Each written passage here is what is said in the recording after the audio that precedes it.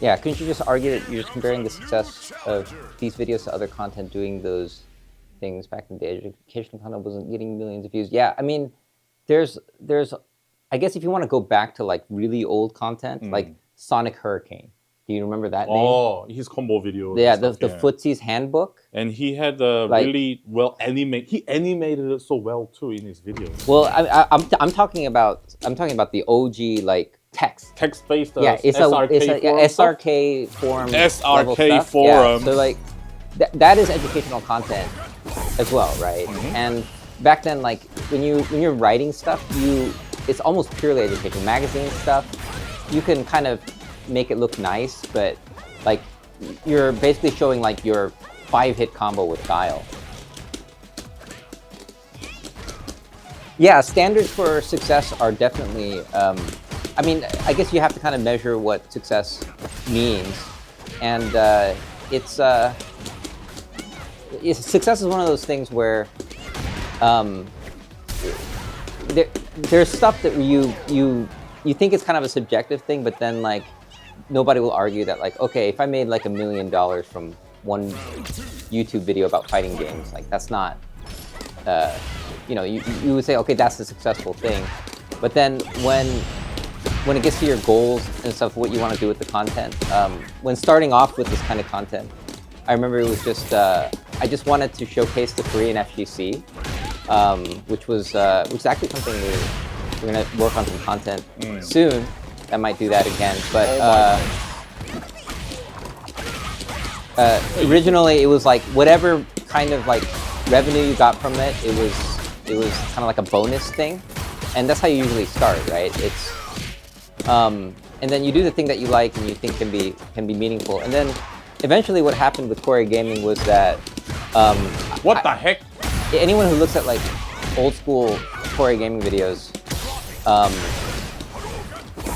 will see that there's like probably like 5 different video series. It wasn't just analysis videos. Analysis was just one type of thing, but those other 4 things like interviews and guides, and they're not here anymore because people wanted to do or people wanted to watch the analysis videos, and I still did like guides and stuff even during that time, but it was much less.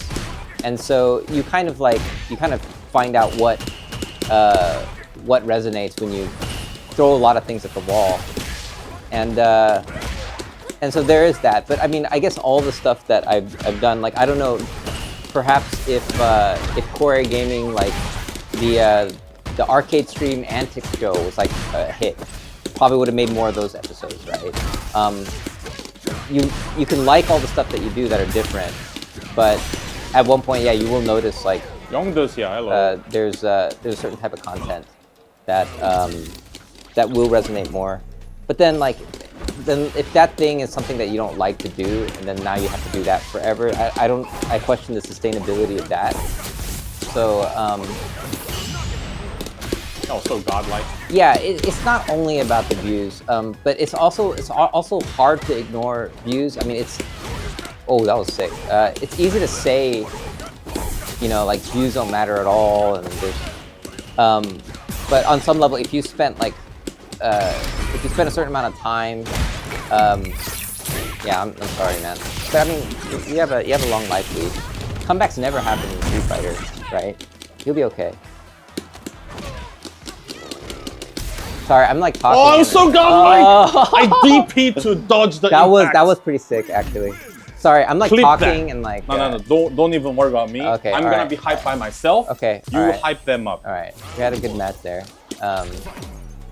Yeah, do you want to make money or do you want to help people, right? And of course, the doing both at the same time is obviously like the ultimate goal. That's why I like doing analysis videos, because a lot of the analysis videos, they help a lot of people get into the FGC, because there's a lot of stuff in the fighting game community that people take for granted as like obvious and duh, like everyone knows that, but the truth is not everyone knows that.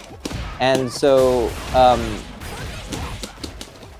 like the every fighting game type explain video is basically a lot of that stuff fighting game veterans already know. Like they know like arena fighters are kind of out there, and they know that 3D and 2D are very different in terms of like how they work mechanically. They all know that stuff, but a lot of people don't know that kind of stuff, but then you don't want to make a video that's just like super like, you know, only for a casual audience or only for people who just have a passing interest in fighting games. So how do you make it kind of work for a ton of people? And then that's when you present ideas that people already know in a new way.